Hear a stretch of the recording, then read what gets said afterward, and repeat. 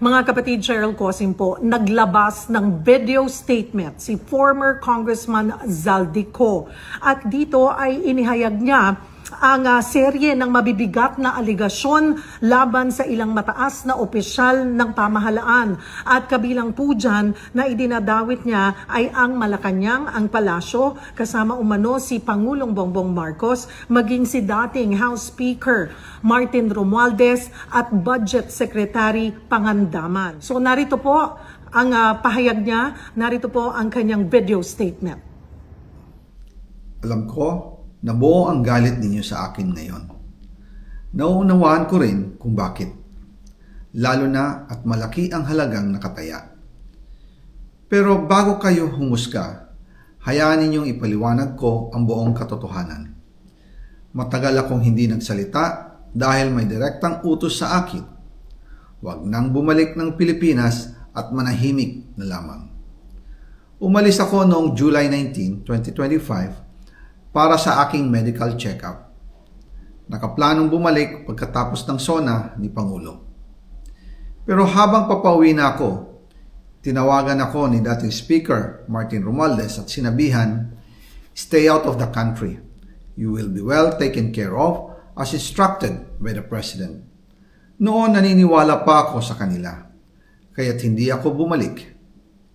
Tumikom ang aking bibig, sumunod ako, pero ang hindi ko alam, ang ibig pala nilang sabihin sa aalagaan ka namin ay gagamitin ako bilang panakipbutas sa kanilang kampanya laban sa korupsyon. Ginawa nila akong poster boy ng kanilang sariling kasinungalingan. Ngayon, hindi na ako mananahimik, ilalabas ko ang lahat ng katotohanan. May resibo, may ebidensya, at may pangalan. Nagsimula ito nung tumawag si Sekmina Pangandaman sa akin nung nag-umpisa ang BICAM process last year, 2024. Ang sabi niya, katatapos lang ng meeting nila ni Pangulo at may instructions na mag-insert or magpasok ng 100 billion worth of projects sa BICAM.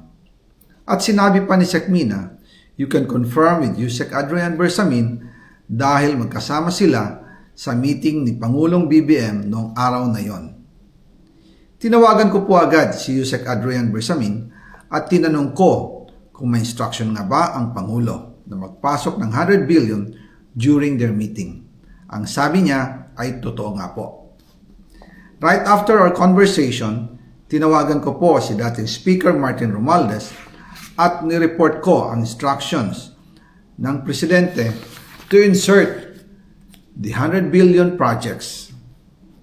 At sinabi niya sa akin, what the President wants, he gets. After ng ilang araw, nag-set po ng meeting si Sekmina Pangandaman at Yusek Adrian Bersamin sa amin ni dating Speaker Martin Romualdez sa Aguado Building in front of Gate 4 ng Malacanang at nandoon din po si Yusek Jojo Cadiz. During the meeting, binigay po ni Yusek Adrian Bersamin ang listahan na worth 100 billion. Tinanong ko po si Yusek Adrian kung saan galing ang listahan. Ang sagot niya, galing kay PBBM mismo at binigay niya ito mula sa brown leather bag. Nung sinabi po ni Yusek Adrian Bersamin yung brown leather bag, naalala ko noong nasa Singapore kami right after the elections of May 2022 sa Hilton Hotel, kami ni dating Speaker Martin and PBBM habang pauwi at pabalik ng Pilipinas, hinabol ng PSG ang brown leather bag at ang sabi ni PBBM, maiwan na lahat, wag lang ang brown leather bag. Kaya naniwala ako na utos talaga ito ng Pangulo. Pagkatapos ng ilang araw, I informed sina dating Speaker Martin Romualdez, Sekmina Pangandaman, Yusek Adrian Bersamin, and Yusek Jojo Cadiz na kung pwede 50 billion lang ang ipasok sa program funds dahil sobra ang DPWH funds versus sa DepEd. In practice, hindi pwede na mas malaki ang budget ng DPWH kaysa edukasyon. And yung balance na 50 billion, ilagay na lang sa unprogram funds for the 2025 budget. Dahil Office of the President din ang nagre-release ng lahat ng unprogram funds. Pagkatapos ng isang araw, tinawagan ako ni Sekmina at sinabi ang mensahe ng Pangulo, ipasok ninyo yan dahil pinangako na sa akin ni Speaker Martin yan. at hindi na pwedeng baguhin. Kumbaga, ang utos ng hari hindi pwedeng mabali. Again, I informed the Speaker and asked clearance about the instructions ng Pangulo. At ang sabi niya, wala tayong magagawa. Kaya po nagtataka ako kung bakit sinasabi ni Pangulo na hindi niya makilala ang budget, samantalang lahat na binawas at dinagdag sa mga ahensya ng gobyerno ay humihingi ng approval sa kanya si Sec. Mina Pangandaman. Patuloy po kayong tumutok sa News 5 sa 1PH at 1 News para sa iba pang maiinit na balita.